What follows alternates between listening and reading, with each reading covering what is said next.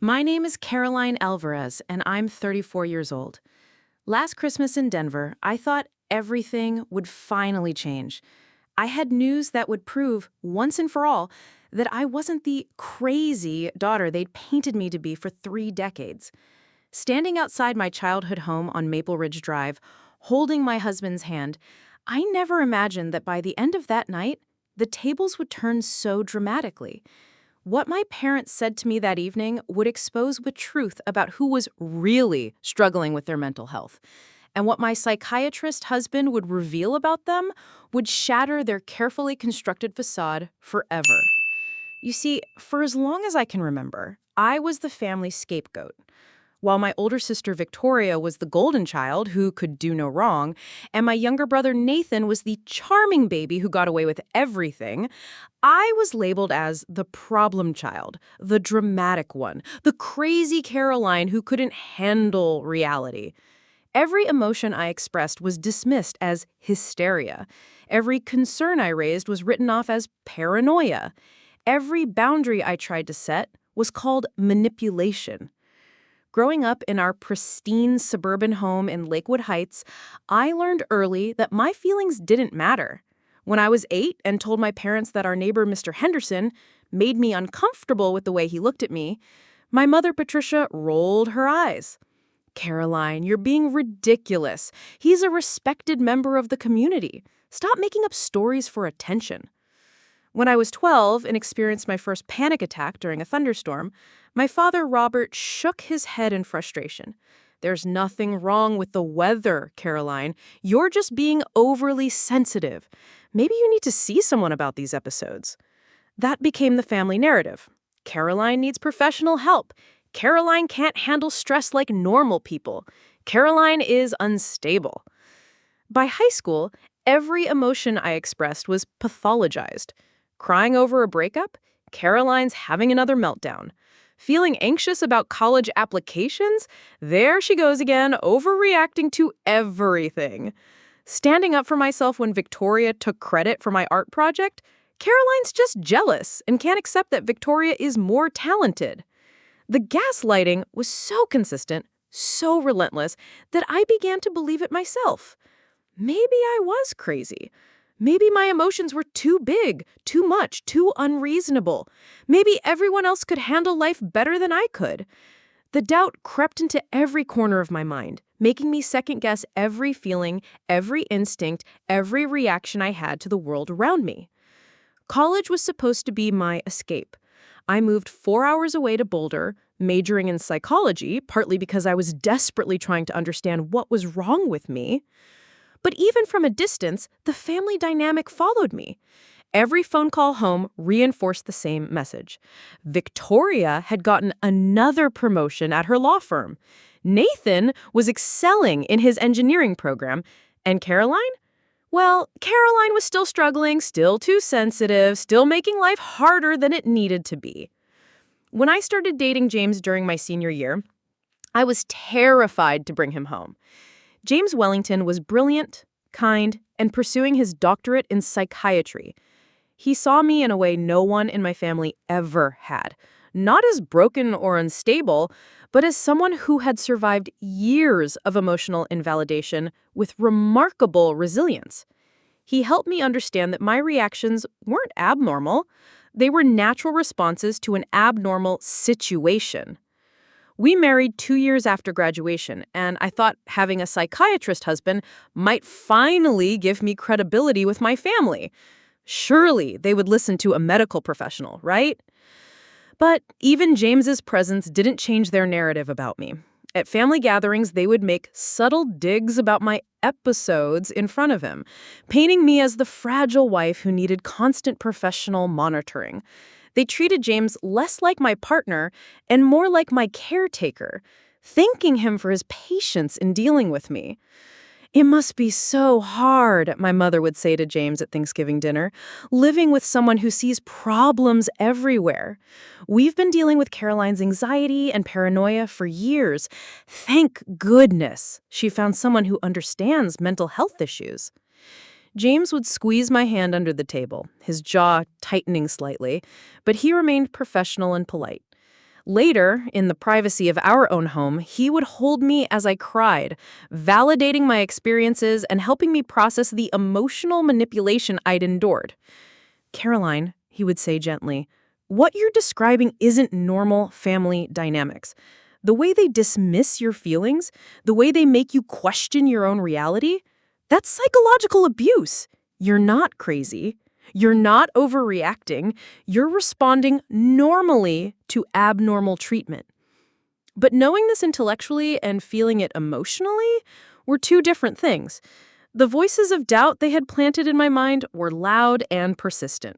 Even with James's support in my own therapy, I still found myself wondering if maybe, just maybe, they were right about me. That's why last Christmas felt so important. James had just been promoted to head of psychiatric services at Denver Memorial Hospital. I had been offered a position as a senior counselor at a prestigious therapy center downtown. For once in my life, I had concrete evidence of stability and success, professional validation from the mental health community itself. I thought surely this would be the moment they would see me differently. This would be the Christmas where Caroline finally proved she wasn't the unstable, dramatic daughter they'd always believed her to be. This would be the night where I would finally earn their respect and recognition. Standing on that doorstep on Christmas Eve, watching the warm lights spill from the windows of my childhood home, I had no idea that instead of changing their opinion of me, this night would expose the truth about them. What started as my desperate attempt to prove my sanity would end with a revelation that would turn 3 decades of gaslighting on its head and free me from their toxic narrative forever. The house on Maple Ridge Drive looked exactly as it always did in December. Twinkling blue and silver lights wrapped around the large oak tree in the front yard, my mother's prized winter wreath hanging perfectly centered on the mahogany front door.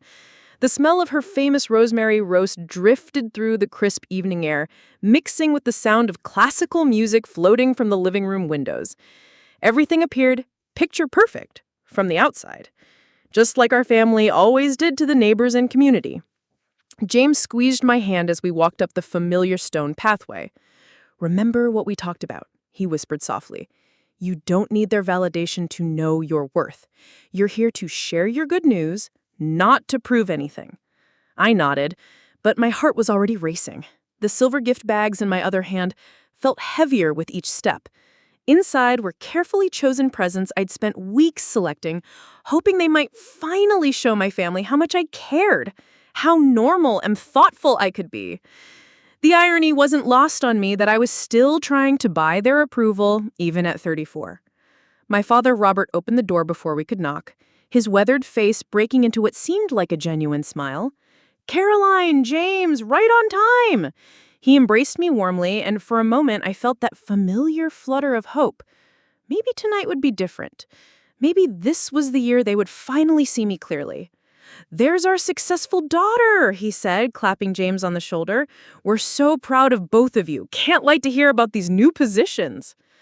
But then she appeared in the doorway, behind him. My mother, Patricia, stood framed by the warm, golden light of the foyer, wearing her emerald green cocktail dress, the one she reserved for special occasions when she wanted to look particularly elegant.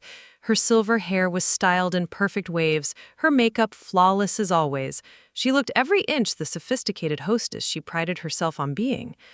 Her eyes swept over me once, slow and assessing, that familiar critical gaze I'd known since childhood.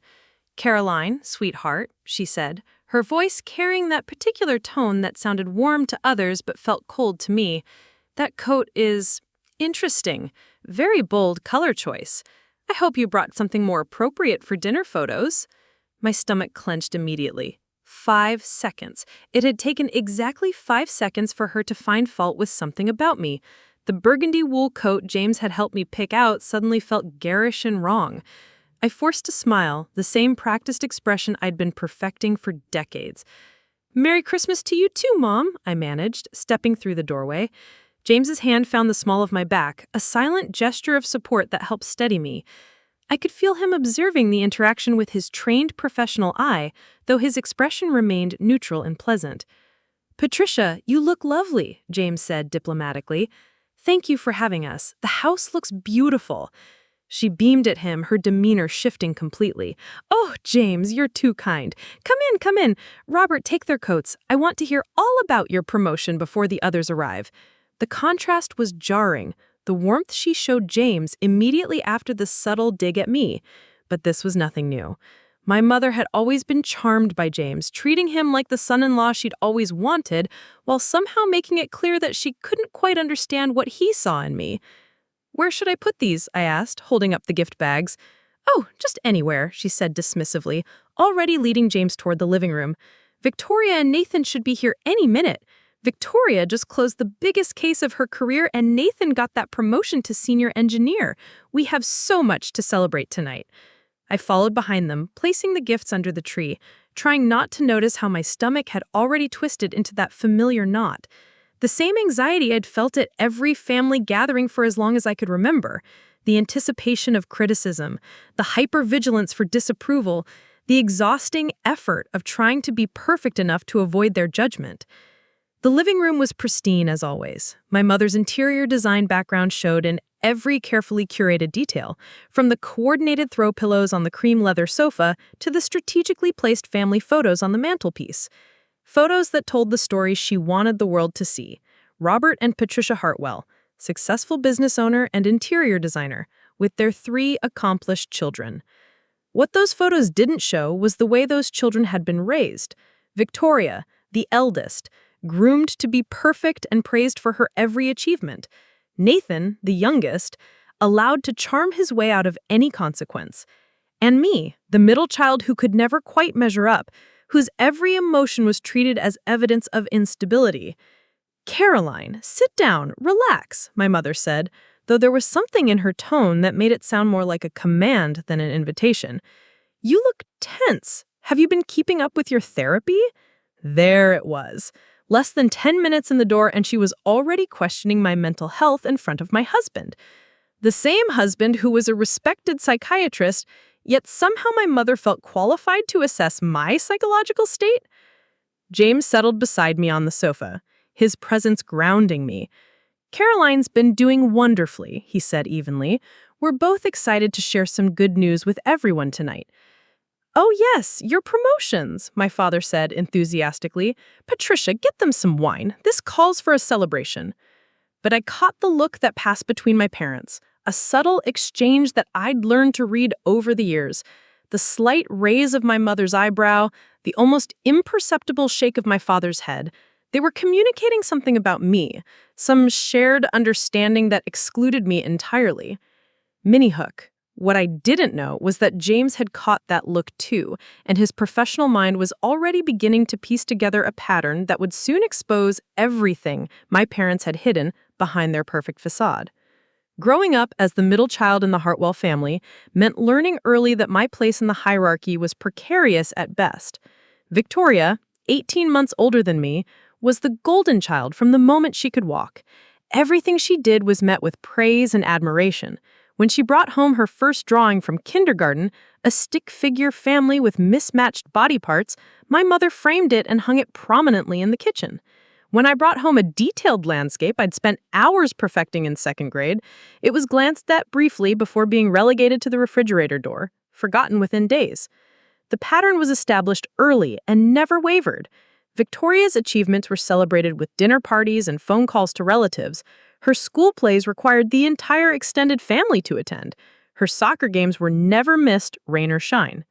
When she won the regional spelling bee in 5th grade, my parents threw her a surprise party and invited half the neighborhood. The local newspaper even ran a small article about their brilliant daughter that my mother kept in a scrapbook for years. Nathan, born when I was 6 and Victoria was 7, immediately became the baby who could do no wrong.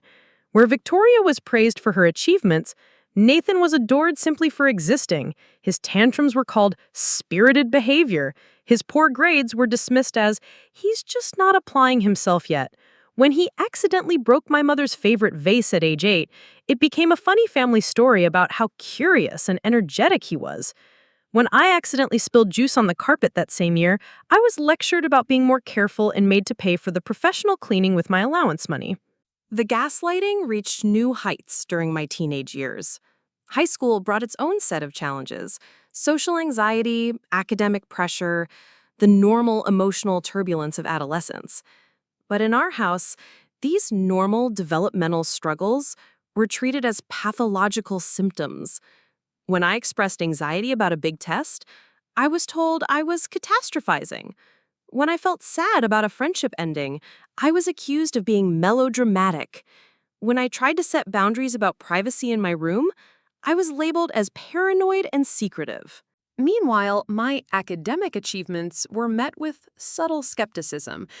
When I excitedly shared that I'd been selected for a competitive research internship at the university's psychology clinic, my mother's response was, "Oh, Caroline, I hope you're not taking on too much. You know how you get when you're stressed. Are you sure you can handle that kind of pressure?" The underlying message was always the same. They didn't trust my mental stability enough to believe I could succeed at anything challenging. Every opportunity was viewed through the lens of my supposed psychological fragility. When I mentioned considering graduate school, my father said, "Let's just focus on getting through your bachelor's degree first. We don't want you to overwhelm yourself." The holidays became particularly painful reminders of my place in the family hierarchy. Thanksgiving dinners turned into Victoria appreciation sessions, where extended family members would gather around her, hanging on every word about her latest legal victories. Christmas mornings were dominated by Nathan's athletic achievements and his growing collection of recruitment letters from college scouts. During my junior year, I was awarded the department's Outstanding Student in Psychology Award, a recognition given to only one student per year based on academic excellence, research contributions, and promise in the field. I was ecstatic. This wasn't just a good grade or a small achievement. This was recognition from the entire psychology faculty that I had real talent and potential. I called home immediately after the ceremony, still wearing my award pin, practically vibrating with excitement. "Mom, Dad, I won the Outstanding Student Award. The whole psychology department voted, and Professor Chen said I'm one of the most promising students she's worked with in 20 years. The silence on the other end of the phone was deafening. Finally, my mother spoke. "That's interesting, Caroline. Psychology isn't exactly a lucrative field, though, is it? We're just concerned about your future prospects. Victoria's already putting money away for retirement, and she's only been working for 3 years. The joy drained out of me instantly. Once again, my achievement was diminished and compared unfavorably to Victoria's success. But what happened next was even worse. My father chimed in. "Caroline, we appreciate that you're doing well in school, but we have to be realistic about your limitations. You've always been our sensitive one, and psychology is such an emotionally demanding field. Are you sure this is the right path for someone with your, history?" My history. They were referring to the narrative they'd created about my mental instability, the story they'd been telling about me since I was a child. Even as I was excelling in the very field that studied mental health, they couldn't see past their preconceived notions about my psychological fitness. That phone call was a turning point for me. I realized that no amount of academic success, no level of professional recognition, no external validation would ever be enough to change their perception of me. They had invested too much in the story of Caroline as the broken daughter to let facts get in the way. The emotional impact was devastating. I spent the rest of that evening in my dorm room, staring at my award pin and wondering why I had thought this time would be different. My roommate found me there hours later, still in my ceremony clothes, surrounded by crumpled tissues. When she asked what was wrong, I couldn't even explain it. How do you tell someone that your own parents can't celebrate your achievements because they've decided you're fundamentally flawed? This pattern continued through my senior year and into graduate school. Every milestone was met with the same lukewarm response. Every success was overshadowed by concerns about my ability to handle pressure. When I was accepted into a competitive doctoral program with full funding, my mother's first question was, "Caroline, are you sure you're ready for that level of stress? Remember what happened during your freshman year when you had that panic attack? She was referring to a single anxiety episode I had experienced during final exams, something that happens to thousands of college students every semester. But in my family's narrative, this became evidence of my ongoing psychological instability. Every normal human emotion or reaction was cataloged and used as proof that I needed to limit my ambitions and accept a smaller life. The most painful part was how they discussed my mental health with other family members. During holiday gatherings, I would overhear conversations where they expressed concern about my chosen field of study. We're worried that psychology might be triggering for Caroline, given her emotional issues. We just want her to find something stable that won't exacerbate her anxiety problems. These conversations happened around me, about me, but rarely with me. I was treated like a case study rather than a family member with agency and insight into my own life. The irony was crushing. I was studying to become a mental health professional, learning about the very dynamics that had shaped my childhood, yet my own family couldn't see me as anything more than a patient in need of management. The professional world, however, told a different story. My graduate advisors saw me as capable and insightful. My clinical supervisors praised my empathy and intuitive understanding of client dynamics. My peers respected my contributions to class discussions and research projects. But none of this external validation could completely silence the voices of doubt my family had planted in my mind. I found myself constantly second-guessing my career choice. Was I drawn to psychology because I was genuinely talented in the field, or was I unconsciously trying to fix myself? Was my interest in family dynamics and trauma recovery a sign of professional calling, or was it evidence of my own psychological dysfunction? The questions my family raised about my mental fitness became internal critics that undermined every success. Even when I met James during my doctoral internship, I initially doubted his interest in me. Here was this brilliant, accomplished man who seemed to see something valuable in me, something my own family had never recognized. His respect for my clinical insights, his appreciation for my emotional intelligence, his genuine belief in my professional capabilities, it all felt too good to be true. The contrast between James's perception of me and my family's assessment was jarring. He saw strength where they saw fragility, wisdom where they saw instability, professional promise where they saw limitation. But their voices had been in my head for so much longer that it took years to begin believing his version of reality over theirs. This fundamental wound, the deep-seated belief that I was fundamentally flawed and incapable of real success, would follow me into my professional life, my marriage, and every major decision I made.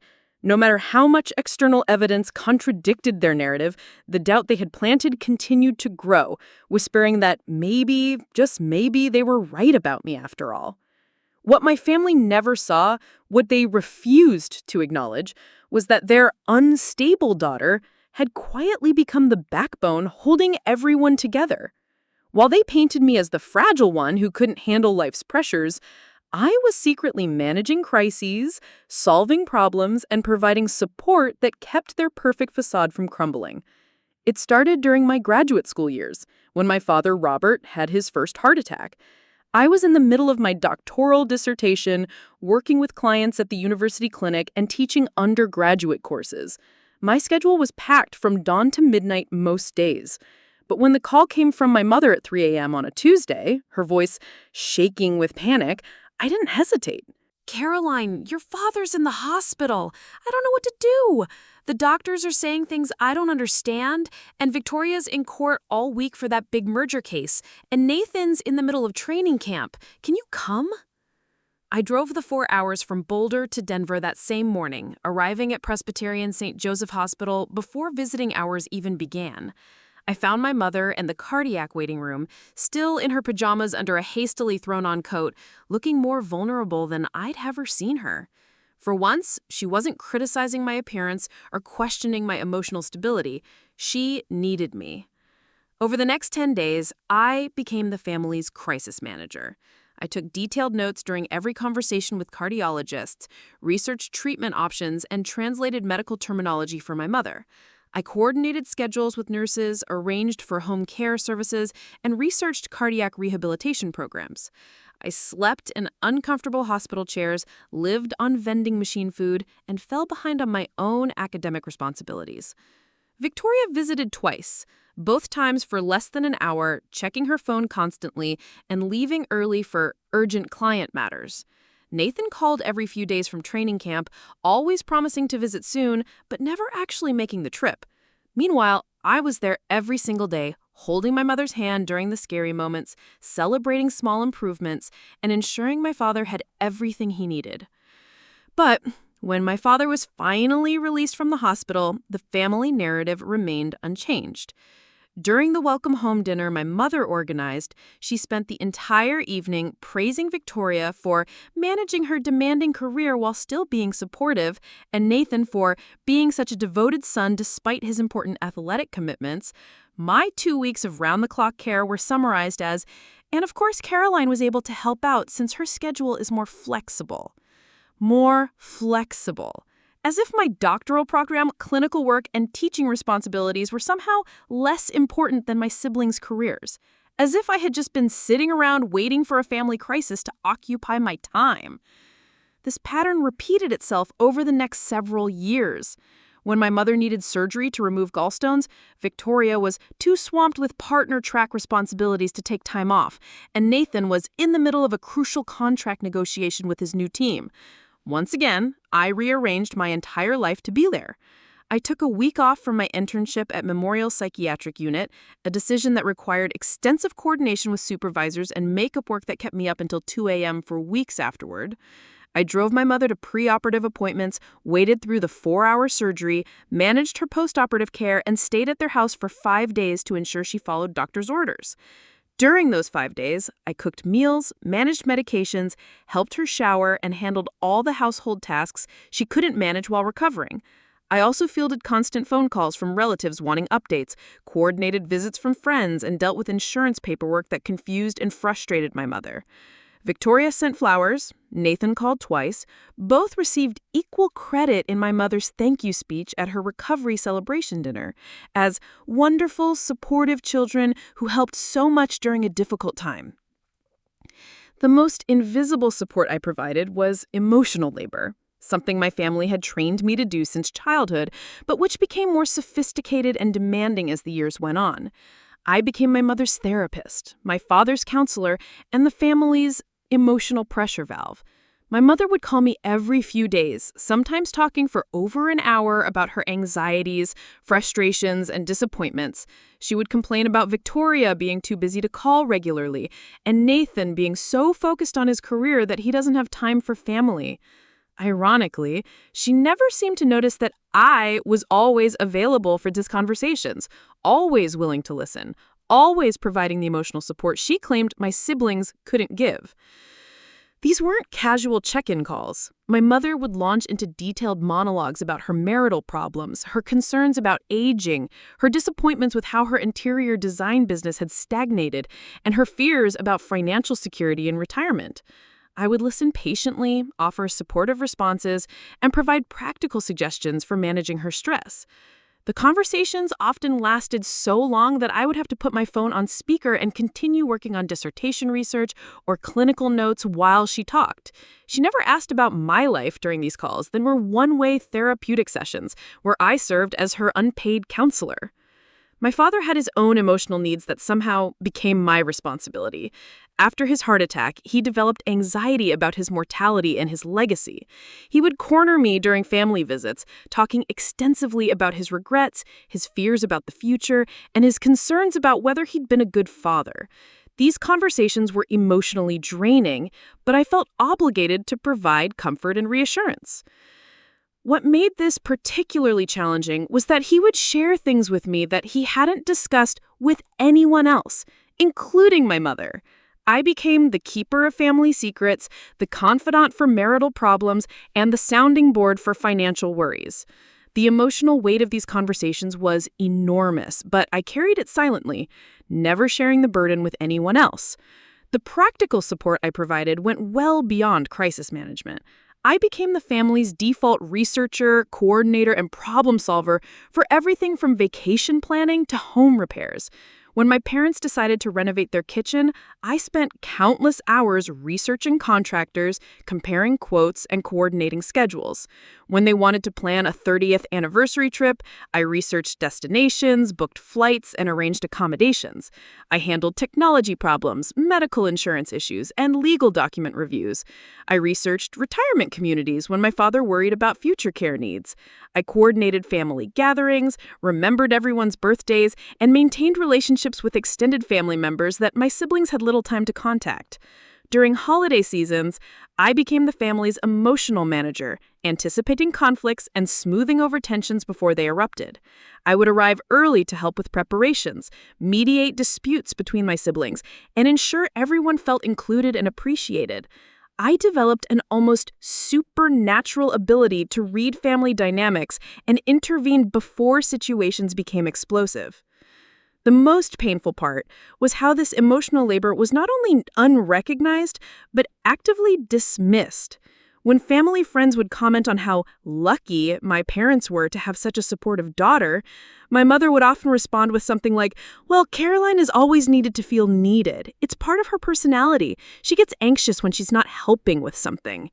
She reframed my support as a psychological compulsion rather than genuine care. My willingness to help became evidence of my emotional instability rather than proof of my love and dedication. Even my strengths were pathologized and used to reinforce the narrative that I was psychologically different from my normal siblings. This invisible labor extended to my relationships with Victoria and Nathan as well. I became their between when they had conflicts with our parents, their translator when family dynamics became confusing, and their excuse maker when they couldn't fulfill family obligations. When Nathan went through a difficult breakup with his college girlfriend, I was the one he called at 2 a.m., crying and needing someone to listen. When Victoria felt overwhelmed by partner pressure at her law firm, I was the one who talked her through career decisions and provided emotional support during her anxiety attacks. But when family gatherings rolled around, I was still introduced as the sensitive one who needed extra patience and understanding. The irony was crushing. I was providing more emotional support and practical help than anyone else in the family, yet I was still viewed as the one who needed the most care. This pattern of invisible support created a strange double life for me. In my professional world, I was recognized as competent, insightful, and emotionally intelligent. My clients valued my ability to provide support during difficult times. My supervisors praised my clinical skills and emotional stability. My colleagues sought my advice on challenging cases. But in my family system, I remained the fragile daughter who might crack under pressure at any moment. The same emotional intelligence that made me successful in my career was seen as evidence of psychological instability at home. The same supportive nature that helped my clients heal was dismissed as neediness when directed toward my family. The cognitive dissonance was exhausting. I was simultaneously the family's primary support system and their greatest concern. I was trusted with their deepest secrets, but not trusted with my own life decisions. I was relied upon in every crisis, but doubted in every success. What no one in my family knew, what I had hidden even from James until we were married, was the true cost of being their invisible support system. Beyond the emotional labor and crisis management, I had been quietly sacrificing my own financial future and professional opportunities to keep their lives stable and their image intact. It started during my final year of graduate school, when my mother called in tears about their mounting debt. My father's business, a small commercial property management company, had been struggling for months. Several major clients had defaulted on contracts, and the medical bills from his heart attack had drained their emergency savings. They were facing foreclosure on their Lakewood Heights home, the same house where I had spent my childhood feeling invisible and inadequate. "Caroline," my mother sobbed over the phone, "we don't know what to do. We've already borrowed against your father's life insurance. Victoria's student loans are still being paid off, and Nathan's just starting his professional career. We can't ask them to sacrifice their futures, but the bank wants $12,000 by the end of the month, or we lose everything. The guilt trip was masterful, even though I'm sure she didn't consciously plan it that way.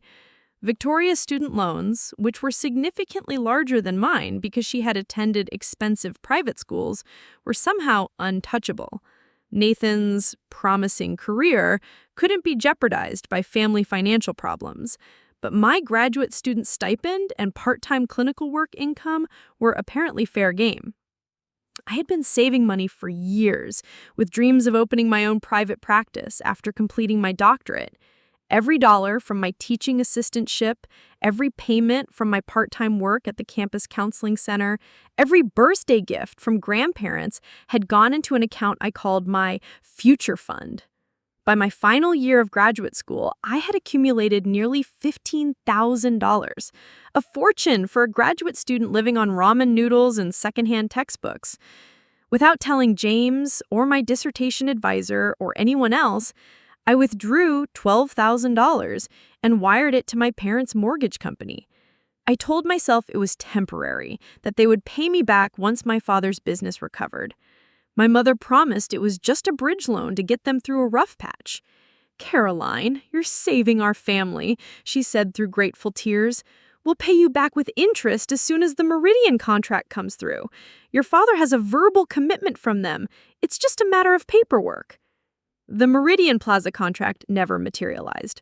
6 months later, my father's business folded completely, and my parents declared bankruptcy. The $12,000 I had given them disappeared into the legal maze of debt restructuring and creditor negotiations. When I gently asked about repayment, my mother looked at me with genuine confusion. "Caroline, we lost everything. Surely you don't expect us to pay you back money we don't have. Besides, that was a gift to help family during a crisis. I thought you understood that." A gift. My years of careful saving, my dreams of professional independence, my sacrifice of countless small pleasures to build that nest egg, all of it retroactively transformed into a gift I apparently given voluntarily. But the financial manipulation was just beginning. Over the next 3 years, as I completed my doctorate and began my postdoctoral fellowship, the requests became more frequent and more sophisticated.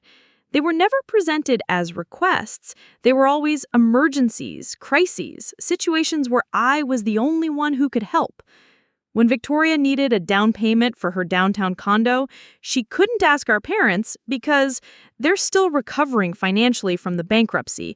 She couldn't wait for her year-end bonus because the real estate market is moving so fast and this is the perfect property.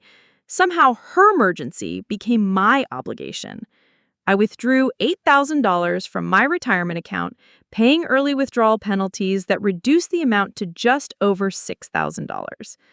"Caroline, you're the best sister ever," Victoria gushed when I handed her the cashier's check. "I'll pay you back as soon as my bonus comes through in December. This condo is going to appreciate so much in value. We're basically investing together." December came and went. Victoria's bonus did materialize, but it went toward furnishing her new condo and paying off credit card debt she had accumulated during law school.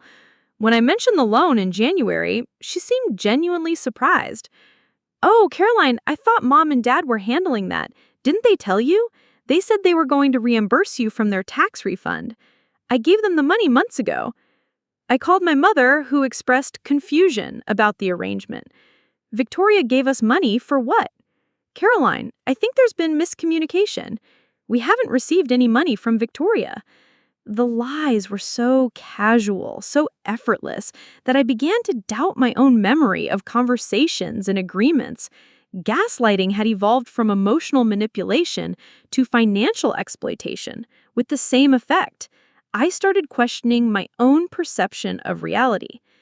Nathan's crisis came during his second year as a professional athlete when he injured his knee and faced months of rehabilitation with no guarantee of returning to his previous performance level. His anxiety about his future led to a gambling addiction that he hid from everyone except me. The late-night phone calls started coming regularly. Nathan crying, desperate, needing money to cover losses before his teammates or coaches found out. Caroline, I know this looks bad, but I can control this. I just need $10,000 to cover what I owe, and then I'm done. I swear on Dad's grave. Well, you know what I mean. I swear on everything that matters to me. I'll never gamble again. But if this gets out, my career is over. The team will drop me and I'll lose everything. Our father wasn't dead, but the dramatic flair was typical Nathan, always making his problems seem like life or death situations that required immediate rescue. I knew giving him money would enable his addiction, but I also knew that professional athletes with gambling problems did face career-ending consequences if their addictions became public knowledge. I liquidated my small investment portfolio and took out a personal loan to give Nathan the money he needed. This time, I was smarter about documentation. I made him sign a promissory note with a repayment schedule. But Nathan's addiction wasn't cured by my bailout. Over the next 18 months, there were 6 more emergencies, each smaller than the last, but collectively draining another $15,000 from my already depleted savings. The promissory note became a source of family tension. Nathan would joke about his debt to Caroline at family gatherings, making light of what had become a serious financial burden for me. "Caroline's my personal banker," he would laugh. "She charges lower interest than the casino cage." When I tried to establish boundaries around his requests for money, my mother accused me of being unsympathetic to Nathan's recovery process. She had somehow reframed his gambling addiction as a medical condition that required family support, with me cast as the unsympathetic sister who cared more about money than her brother's well-being. The most devastating financial manipulation came when my parents decided to move to a retirement community in Fort Collins. They claimed their Lakewood Heights house held too many painful memories from their financial struggles, and they wanted a fresh start in a place designed for active seniors. The reality was that their bankruptcy had been discharged, their credit was slowly recovering, and they wanted to upgrade their lifestyle. The retirement community required a substantial entrance fee, $75,000, plus monthly fees that were higher than their current housing costs. Their house, which they owned free and clear after the bankruptcy eliminated their mortgage, would sell for approximately $60,000 in its current condition. They needed $15,000 to make up the difference. "Caroline," my mother explained during a carefully orchestrated family meeting, "we've been researching this extensively. Sunset Mesa is the perfect place for us to spend our golden years. Your father's health is stable now, but we need to plan for the future. Victoria and Nathan have their own mortgages and career investments to consider, but you and James are financially secure now with your new positions." James and I were not financially secure. We were both in our first year of significant professional income, trying to pay off graduate school loans and establish our own financial foundation. But somehow, our entry-level salaries as a staff psychiatrist and clinical psychologist were perceived as unlimited resources available for family use. "We're not asking for a gift this time," my father added quickly. "We'll put the house on the market immediately and pay you back as soon as it sells. We just need bridge financing to secure our spot at Sunset Mesa before someone else takes it." The house sat on the market for 8 months before selling for $45,000, $15,000 less than their conservative estimate. The money I had lent them for the entrance fee became another gift that helped family during a transition period. By the time James and I married, I had given or loaned my family over $60,000.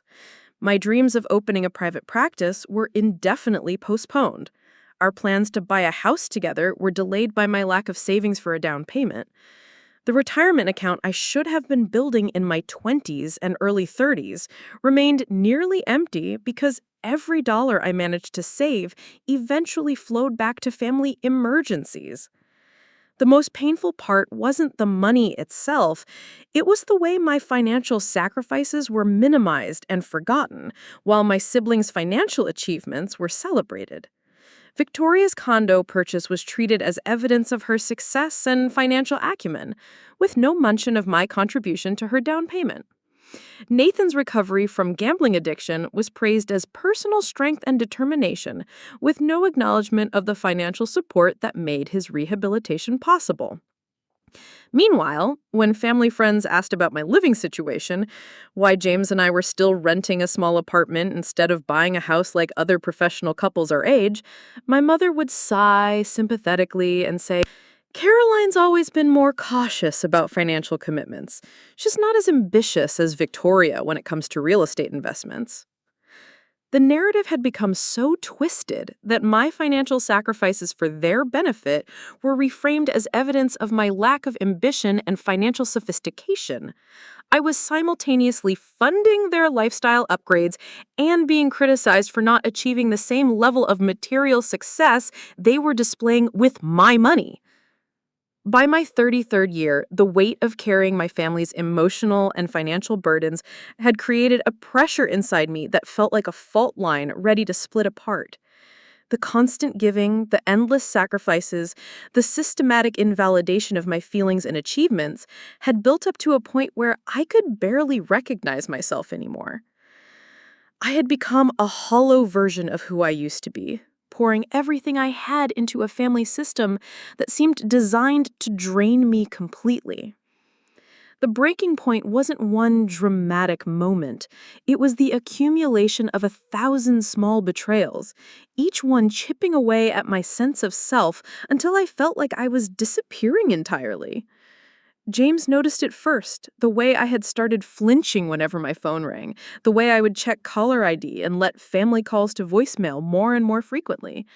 He watched me grow quieter after family gatherings, retreating into myself for days afterward as I recovered from the emotional assault of being around people who claimed to love me, but consistently treated me as less than human. The anxiety attacks started during my second year of marriage. I would wake up at 3 a.m. with my heart racing, my mind spinning through an endless loop of family obligations and failures. Had I forgotten to call my mother back about her doctor's appointment? Was Nathan still making his loan payments, or would there be another crisis call coming? Did Victoria need help with something she hadn't asked for yet? The hypervigilance I had developed from years of managing family crises had become a constant state of low-level panic. James found me one night sitting on our bathroom floor at 4 a.m., sobbing uncontrollably after a particularly brutal phone call with my mother. She had spent 2 hours detailing her disappointments with Victoria's busy schedule and Nathan's emotional distance, then concluded with, "At least I have one daughter who cares about family, even if Caroline gets a little too intense about things sometimes." "I don't know who I am anymore," I whispered to James as he held me on that cold prowl floor. "I feel like I'm disappearing. Every conversation with them leaves me feeling smaller, like I'm not a real person with my own thoughts and feelings. I'm just a function, a problem solver, a bank account with legs." The professional irony wasn't lost on me. During the day, I helped clients establish healthy boundaries, recognize emotional manipulation, and break free from toxic family dynamics. I could clearly see the patterns of abuse in their relationships, guide them through the process of reclaiming their sense of self, and celebrate their victories over psychological manipulation. But when it came to my own family, I was as trapped and confused as any client I ever treated. The cognitive dissonance was exhausting. In my office, I was Dr. Caroline Alvarez, a respected clinical psychologist with insights that help people heal from trauma and find their authentic selves. At family gatherings, I became Caroline the Fragile, walking on eggshells around my own emotions, second-guessing every reaction, and apologizing for taking up space. My professional success had reached new heights by this point. I had been promoted to senior clinician at the Mountain View Mental Health Center, was leading a research project on family trauma recovery, and had been invited to present at national conferences. My colleagues sought my consultation on difficult cases, and my clients consistently rated me as one of the most effective therapists they had ever worked with. The external validation from my professional world should have been enough to counter my family's narrative, but their voices had been in my head for so long that they drowned out all the evidence to the contrary. The financial strain had become unbearable. James and I were both earning decent salaries, but my family's constant needs had prevented us from building any real financial security.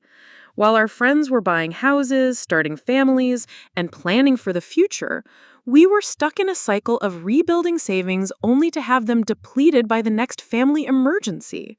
Our dreams of starting our own family were indefinitely postponed because we couldn't afford the financial instability of my family obligations while also supporting a child.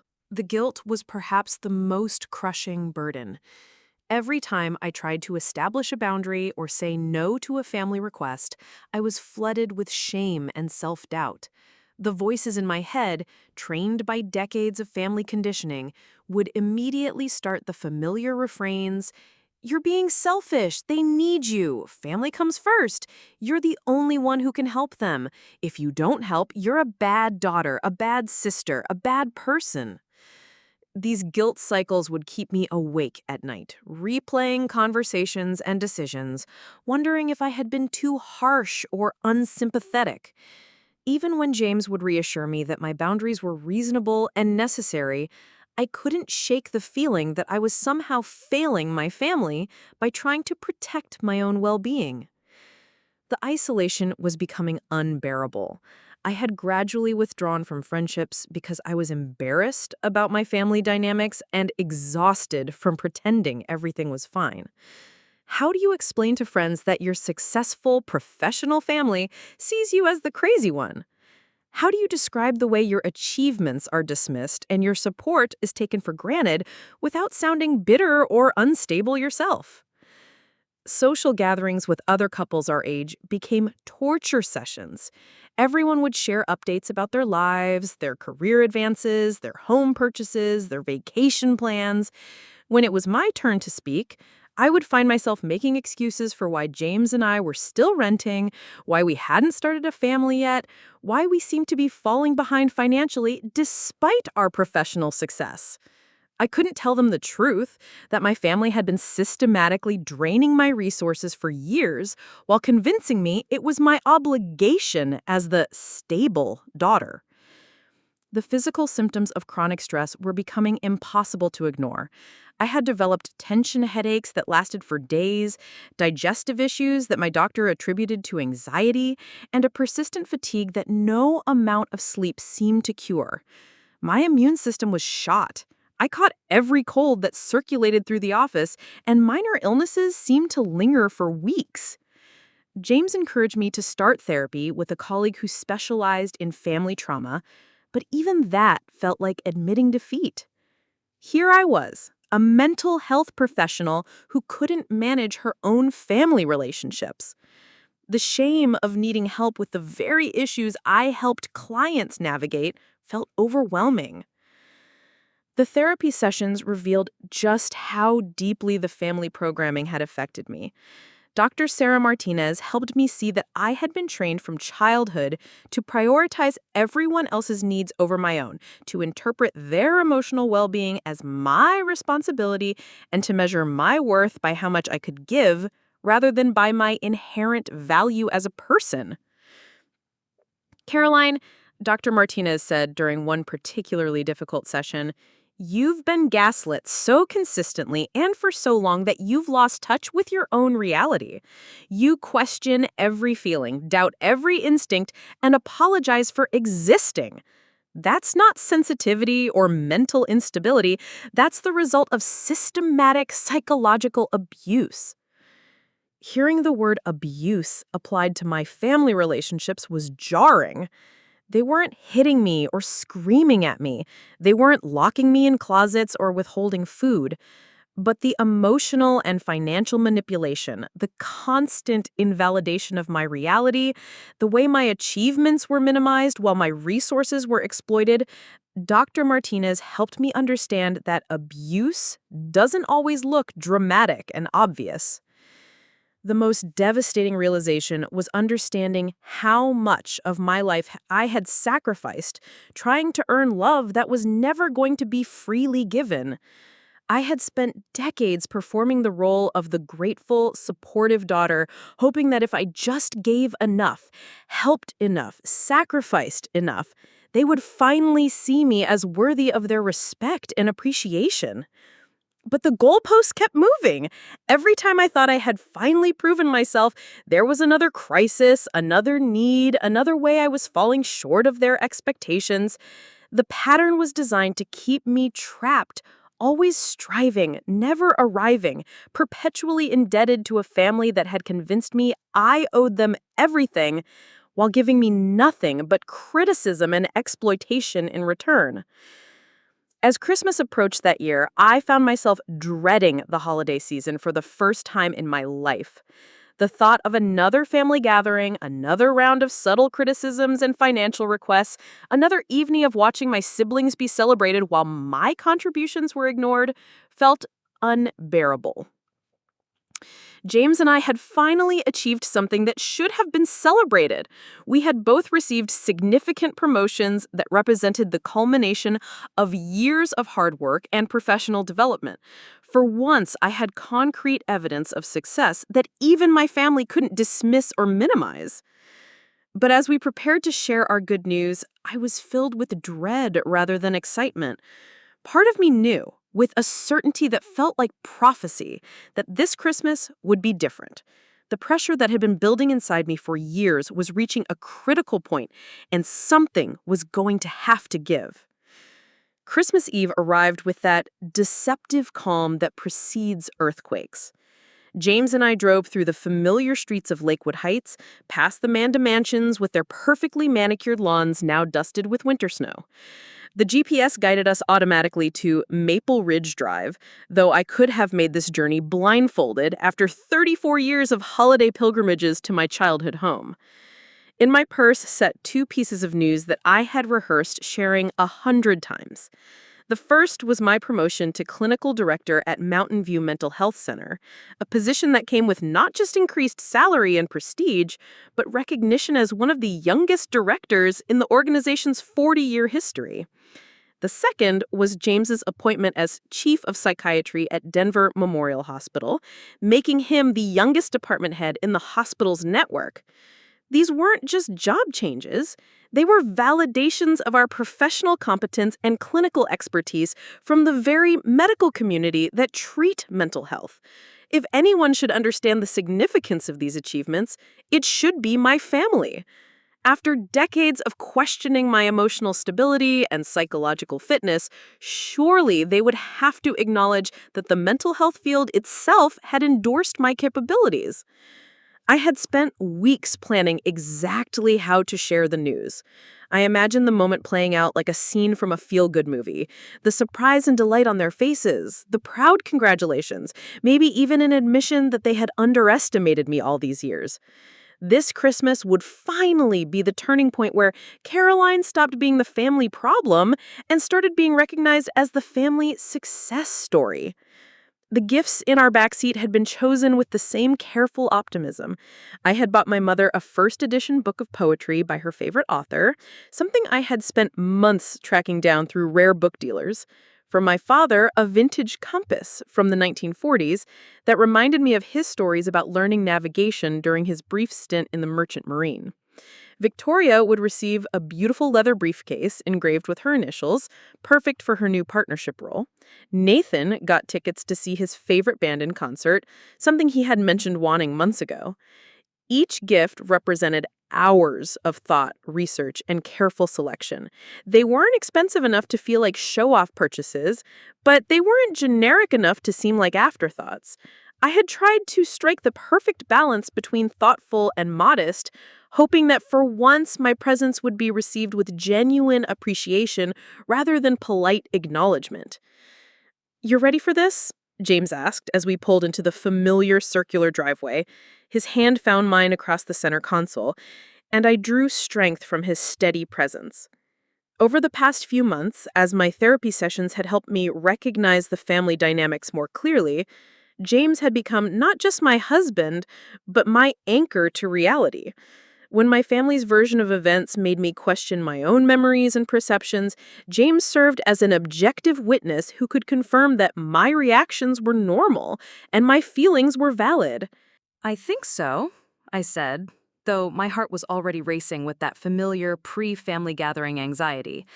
Remember what Dr. Martinez said, I'm not responsible for their reactions, only for speaking my truth. The house looked exactly as it always did for Christmas. Tastefully decorated with white lights and silver ornaments, a wreath that probably cost more than most people's entire Christmas decoration budget hanging on the front door. My mother's interior design background showed in every detail, from the coordinated color scheme to the strategically placed luminarias lining the walkway.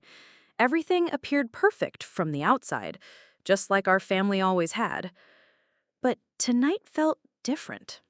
Maybe it was the months of therapy giving me new perspective, or maybe it was the professional validation I was carrying in my mental back pocket, but I felt less intimidated by the prospect of family judgment. James had helped me understand that my worth wasn't determined by their approval, and my recent successes had reinforced that the rest of the world saw value in me even if my family couldn't. Victoria's BMW was already in the driveway next to Nathan's pickup truck. Both had arrived before us, which meant the pre-Caroline conversations had already taken place. Those moments when my siblings got to share their latest achievements without competition from my announcements. I had learned over the years to read the subtle signs of family dynamics, and arriving last often meant being relegated to the final anticlimactic slot in the evening's narrative structure. As we approached the front door, I could hear laughter and animated conversation from inside. Victoria's voice was dominant, telling what sounded like an entertaining story about a courtroom victory. Nathan's deeper laugh punctuated her narrative at regular intervals. The sound of family enjoying each other's company, something I had always felt peripheral to, like watching a movie through a window rather than being part of the cast. My mother opened the door before we could knock. Elegant in a deep burgundy dress that complemented her silver hair perfectly. At 71, Patricia Hartwell remained striking, with a kind of refined beauty that came from good genetics and careful maintenance.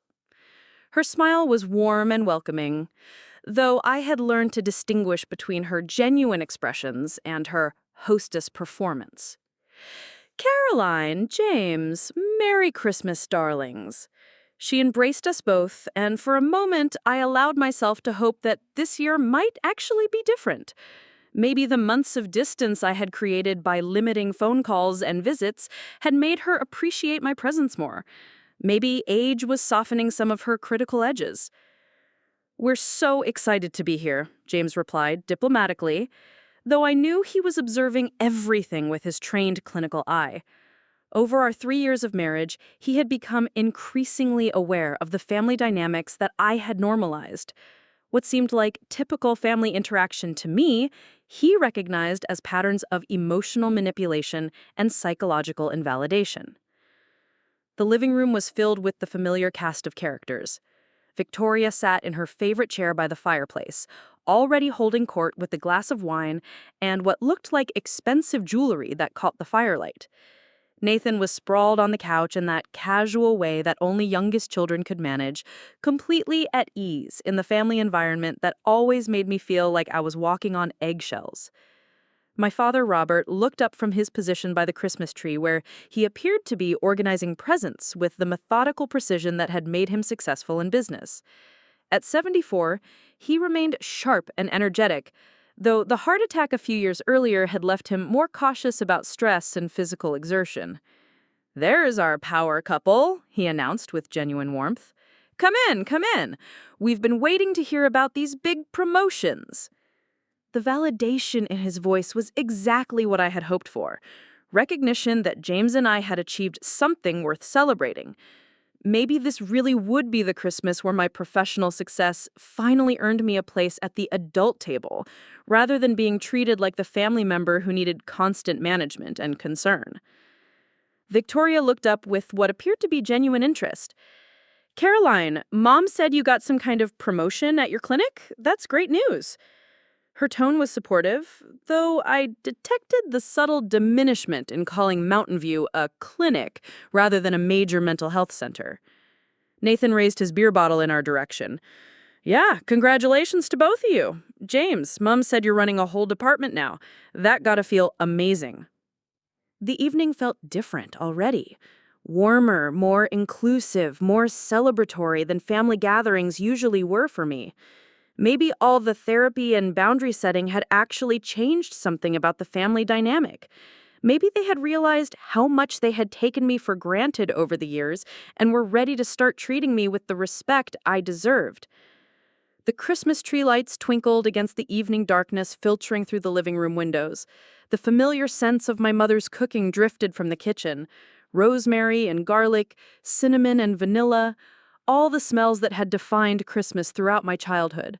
For the first time in years, I allowed myself to feel genuinely hopeful about a family gathering. What I didn't realize was that James was already cataloging behaviors and patterns that would soon make everything clear crystal. His trained psychiatric eye was noting micro-expressions, communication patterns, and family dynamics that would prove more revealing than I could have imagined. The seeds of revelation had already been planted, and by the end of this evening, the truth about my family's mental health would be impossible to ignore. Dinner began with the same ritualistic precision that had defined every holiday meal of my childhood. The dining room table was set with my grandmother's bone china, silver sari that required hand polishing, and crystal glasses that caught the candlelight like tiny prisons of flickering flame. My mother had outdone herself with the presentation, everything arranged with the meticulous attention to detail that had made her successful as an interior designer. The conversation flowed easily at first, covering safe territory, Victoria's latest legal victories, Nathan's recovery from his knee injury and return to peak athletic performance, my parents' satisfaction with their retirement community lifestyle. I found myself relaxing into the familiar rhythm, contributing appropriately to discussions while waiting for the right moment to share our news. James sat beside me, making polite conversation and asking thoughtful questions about everyone's lives. I noticed how carefully he listened to each family member's responses, the way his eyes tracked facial expressions and vocal patterns. To anyone else, he would have appeared to be simply an engaged son-in-law, but I recognized the subtle signs of his professional mind at work. So, Caroline, my father said, as my mother began clearing the salad plates, tell us about this promotion. Your mother mentioned you got some kind of administrative position at the center. I lifted at the opportunity I had been waiting for. Actually, it's much more than that. I was promoted to clinical director of Mountain View Mental Health Center. I'm overseeing a staff of 15 therapists and psychologists, managing clinical protocols for the entire facility, and implementing new trauma-informed treatment programs. The words felt strong and confident as I spoke them, each syllable carrying the weight of professional validation. Victoria paused in her conversation with Nathan, turning toward me with what looked like genuine interest. Clinical director. That sounds impressive, Caroline. How many people applied for the position? Over 40 candidates from across the state, I replied, unable to keep the pride from my voice. The board said they were particularly impressed with my research on family trauma recovery and my clinical outcomes with complex cases. My mother returned to the table carrying the main course, her famous herb-crusted lamb with roasted vegetables arranged artistically around the platter. "That's wonderful, dear," she said absently, focused on the presentation of the meal. "And James, what about your news?" James squeezed my hand under the table before speaking. "I've been appointed Chief of Psychiatry at Denver Memorial Hospital. It's a significant role overseeing the psychiatric services for the entire hospital system, including the emergency psychiatric unit and the inpatient mental health facility." The silence that followed was different from the appreciative quiet that usually greeted Victoria's or Nathan's achievements. It was longer, more awkward, filled with something I couldn't quite identify. My father was the first to speak. "Well," he said slowly, That's quite an achievement for both of you. Mental health is certainly important work. The hesitation in his voice was subtle but unmistakable. There was something in his tone that suggested he was choosing his words carefully, as if he were speaking to children who had won participation trophies rather than adults who had achieved significant professional recognition. It must be challenging, my mother added, serving portions of lamb with surgical precision, working with so many unstable people all day. I imagine that takes a particular type of personality to handle that kind of stress. The word unstable hit me like a physical blow. Even when celebrating my professional success, she couldn't resist the implication that I was somehow uniquely suited to work with mentally ill patients because I shared their instability. Victoria jumped into the conversation with what seemed like genuine enthusiasm. That's amazing that you're both advancing so quickly in your careers. Caroline, you must be proud of how far you've come, especially considering... She trailed off, glancing meaningfully at our parents. Considering what? I asked, though I already knew the answer would wound me. Well, Victoria continued with that careful tone people use when discussing delicate subjects. You know, your struggles with anxiety and emotional regulation over the years. It's really inspiring that you've been able to turn those challenges into professional strengths. The familiar fire of humiliation began burning in my chest. Even my biggest professional achievement was being reframed as somehow connected to my supposed psychological deficits. My expertise wasn't recognized as competence. It was viewed as the result of personal pathology that made me uniquely qualified to work with other broken patients. Nathan nodded thoughtfully, as if Victoria had made a profound observation. Yeah, it's like you found a way to use your sensitivity as a superpower. That's actually kind of cool, Caroline. My sensitivity, my struggles, my challenges. Every single family member had found a way to transform my professional success into evidence of my psychological problems rather than proof of my capabilities. I was being praised for overcoming my mental health issues, not for my clinical skills, research abilities, or leadership qualities. James's hand tightened on mine under the table. I could feel the tension radiating from him, though his expression remained professionally neutral. He was hearing what I was hearing. The subtle invalidation wrapped in congratulations, the way my family could diminish even my greatest achievements by attributing them to psychological damage rather than professional competence. Actually, James said with careful precision, Caroline's success has nothing to do with personal struggles and everything to do with exceptional clinical skills and intellectual capabilities. Her research on trauma recovery is being cited by practitioners nationwide, and her patient outcomes are among the best in the region. The silence that followed again, but this time the quiet felt charged with something more dangerous.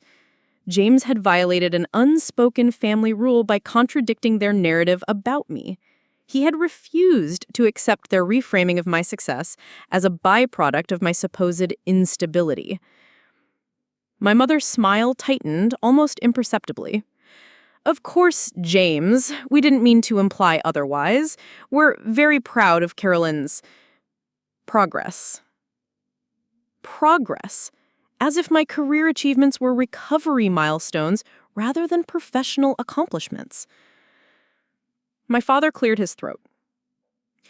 What we're trying to say is that we're happy Caroline found a field where her particular temperament is an asset rather than a limitation. There was the final insult, wrapped in the language of support. My temperament was still viewed as a limitation that had to be managed and channeled rather than a strength to be celebrated. Even when forced to acknowledge my success, they couldn't resist reinforcing their fundamental belief that something was wrong with me. The room shrank around me as the familiar pattern played out once again. My achievements minimized, my competence questioned, my very nature pathologized and dismissed. 34 years of this treatment, and nothing had changed. Not my doctoral degree, not my clinical expertise, not my professional recognition, not even my marriage to a respected psychiatrist could alter their perception of me as the damaged daughter who needed constant management. but something was different this time. Maybe it was the months of therapy helping me recognize the manipulation, or maybe it was having James there as a witness to their behavior. But I could feel something shifting inside me. The familiar shame and self-doubt were still there, but underneath them was something harder and more volatile. My mother continued serving dinner, chatting pleasantly about holiday plans and family updates, as if nothing significant had just happened. Victoria and Nathan resumed their easy conversation about their own lives, moving on from my moment as if it had been a minor interruption to the real business of family celebration. And that's when my mother delivered the final blow. The words that would shatter 3 decades of conditioning and unleash everything I had been holding back. "You know, Carolyn," she said conversationally as she settled back into her chair, "we've always worried about you working in such an emotionally demanding field. Mental health work attracts a lot of people who are trying to fix themselves, and we just want to make sure you're taking care of your own psychological needs. Have you been keeping up with your therapy sessions?" The question hung in the air like a lit fuse approaching dynamite. She had just suggested, in front of my husband and siblings, that I choose my profession not because of competence or calling, but because I was trying to fix my own psychological problems. She had reduced my entire career to a form of self-therapy, questioning my mental stability in the very moment when I was sharing my greatest professional achievement. Something inside me snapped. Not broke, but snapped free. 34 years of swallowing insults, accepting diminishment, and questioning my own reality came to an abrupt end. The pressure that had been building for months, the recognition from therapy of how toxic these patterns were, the presence of James as a witness to their behavior, it all converged into a moment of absolute clarity. I looked around the table at these people who claimed to love me while systematically destroying my sense of self-worth. I saw Victoria's smirk as she waited for my reaction, Nathan's uncomfortable fidgeting as he avoided eye contact, my father's passive acceptance of my mother's cruelty, and my mother herself, sitting there with that satisfied expression of someone who had just delivered what she considered a necessary reality check. For the first time in my adult life, I wasn't going to take it. I wasn't going to smile and change the subject. I wasn't going to absorb their poison and apologize for existing. The words that came out of my mouth next would change everything between us forever. The silence at the dinner table stretched for what felt like an eternity, but was probably only 3 seconds. Then I stood up slowly, my chair scraping against the hardwood floor with a sound that seemed to echo through the entire house. My hands were steady, my voice calm, but inside me, something fundamental had shifted into place. "Stop," I said quietly, the single word cutting through the lingering dinner conversation like a scalpel. "Just stop." My mother looked up from her lamb, fork halfway to her mouth, confusion flickering across her perfectly made-up features. "Stop what, dear? Caroline, you look upset. Maybe you should—" "No," I interrupted, my voice gaining strength. "I'm not upset. I'm done. I'm done with this family's need to pathologize everything I do, every emotion I feel, every success I achieve. I'm done pretending that your behavior is normal or acceptable." Victoria set down her wine glass with deliberate precision. "Caroline, what are you talking about? We were just congratulating you on your promotion." "You were reframing my professional achievement as evidence of my psychological instability," I replied, turning to face her directly. "You suggested that my success in mental health comes from my own supposed mental problems, not from competence or skill. That's not congratulations, Victoria. That's psychological manipulation." My father cleared his throat uncomfortably. "Caroline, I think you're misinterpreting." "Am I?" I pulled out my phone and opened my voice memo app, the one I had started using in therapy to record my thoughts and feelings after family interactions. "Because I have been documenting these conversations for months, Dad.